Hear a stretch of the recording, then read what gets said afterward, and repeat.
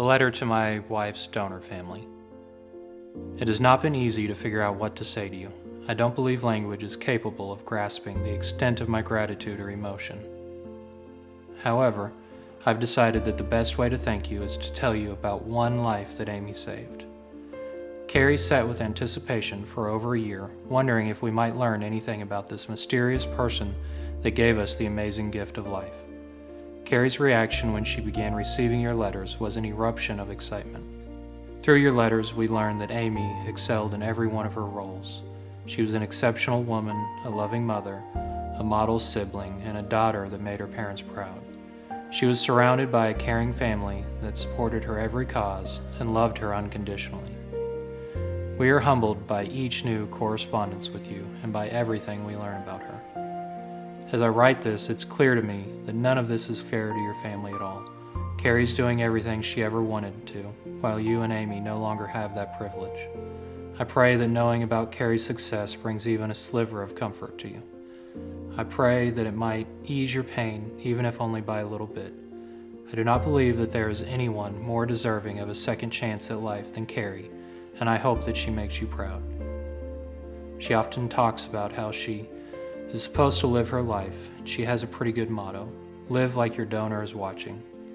The decision that Amy made to save other lives as her last act on earth is simply amazing. It has forever changed the lives of my family and has allowed my children to know their mother. Amy's lungs have positively affected many lives already.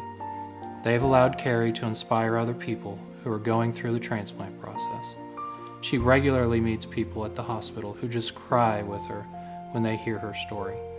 They've allowed Carrie to take a young transplant recipient under her wing, guide and help her make the right decisions. They've allowed her to speak at conferences with doctors so that they can learn more about ECMO and try to save more lives. They've allowed her to start support groups for people with CF and people at different stages of the transplant process. They've allowed her to play with her children and chase them through the park. Amy's lungs are still going and her breath is helping people every day in this world. She causes all of this through Carrie, who is only one of the recipients of Amy's gift to the world. I can only imagine how far the rest of her will go. Every night when we put our little miracle boys to bed, I leave the room and Carrie stays with them to sing songs. I sit outside of the room sometimes and just listen to the beautiful sound of her voice as she comforts my boys for the night. It's such a sweet sound in my ear, and it makes me smile every time. She has been blessed with Amy's breath, and she sounds like an angel. Sincerely, Craig Giddens.